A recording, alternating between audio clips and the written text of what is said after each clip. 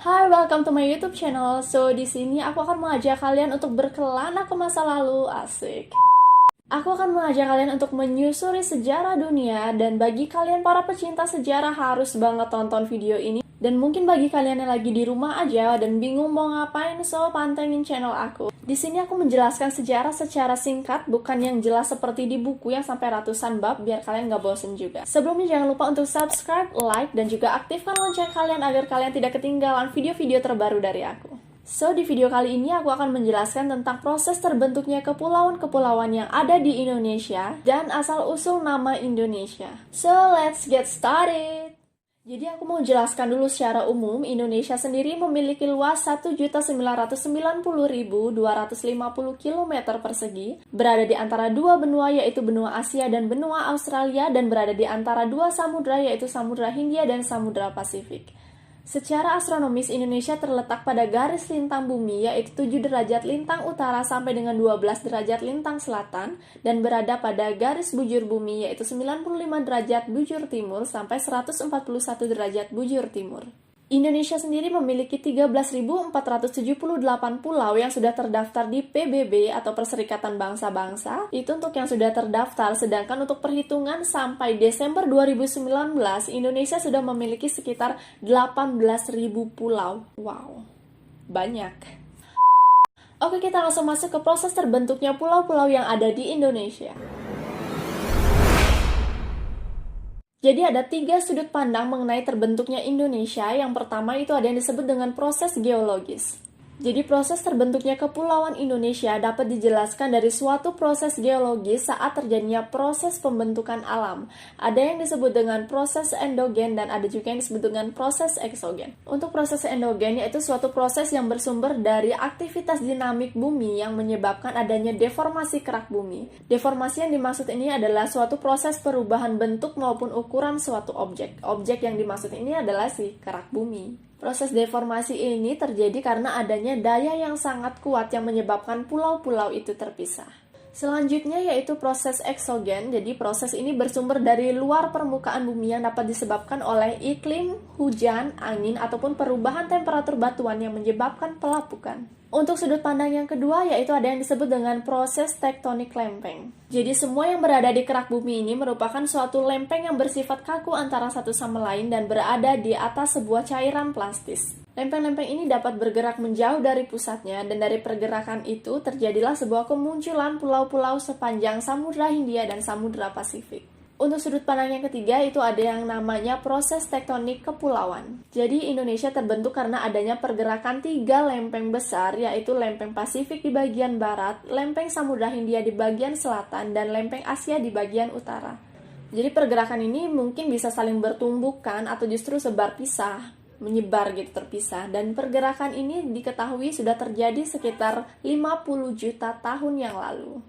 Oke, itu dia tadi untuk 3 sudut pandang mengenai terbentuknya Indonesia. Menurut aku sih itu hampir sama, kenapa nggak dibuat sekalian gitu ya, nggak tahu ya, namanya juga sejarah. Oke, next kita masuk ke asal-usul nama Indonesia. Jadi nama Indonesia berasal dari berbagai rangkaian sejarah yang puncaknya terjadi pada abad ke-19. Catatan masa lalu menyebut kepulauan ini dengan berbagai nama. Contohnya, bangsa Tionghoa menyebut dengan nama Nanhai atau berarti Kepulauan Laut Selatan. Bangsa India menyebut dengan nama Dwipantara yang diambil dari bahasa Sanskerta, Dwipa yang berarti pulau dan antara berarti luar seberang. Jadi, Dwipantara itu berarti kepulauan tanah seberang. Dan bangsa Arab menyebut dengan nama Jazail Arjawi atau Kepulauan Jawa. Dan ternyata sampai sekarang pun orang Indonesia yang pergi ke Arab masih sering disebut dengan nama ini. Nah, itu dia tadi beberapa contoh nama-nama yang digunakan untuk menyebut Indonesia sekarang ini. Sebenarnya masih ada banyak lagi, tapi yang aku ambil sebagai contoh hanya 3 ya. Oke, selanjutnya pada tahun 1847 di Singapura terbitlah sebuah majalah ilmiah tahunan atau yang disebut dengan Journal of the Indian Archipelago and Eastern ASEAN yang disingkat dengan JIAEA. JIAEA. Mohon maaf kalau salah pengucapan, tapi aku nyebutnya dengan nama JIAEA aja ya, biar gampang.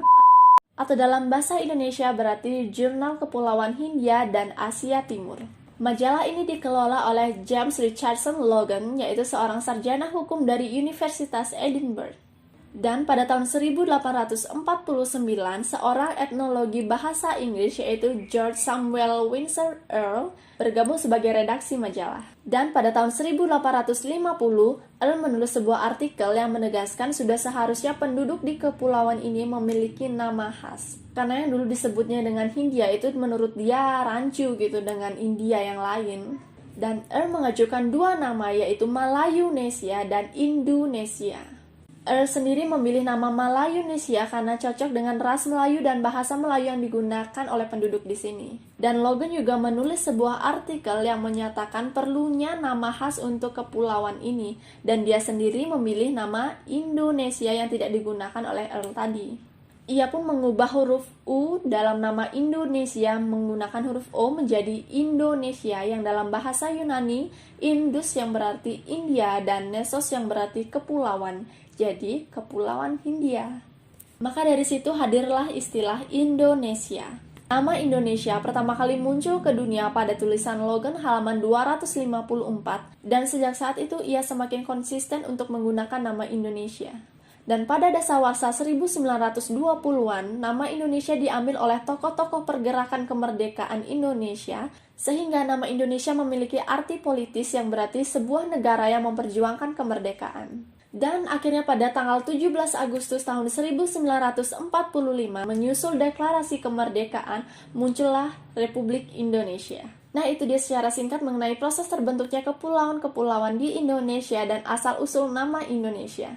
Dan bagi kalian yang mau menambahkan, boleh banget tulis di komentar di bawah, karena aku juga mau baca. Dan kalau mungkin kalian ada yang mau ngasih saran, boleh banget karena ini video pertama aku. Dan kalau kalian ada yang mau request untuk next konten aku, boleh banget tulis di bawah. Dan sekian untuk video hari ini, sampai ketemu di next video, bye!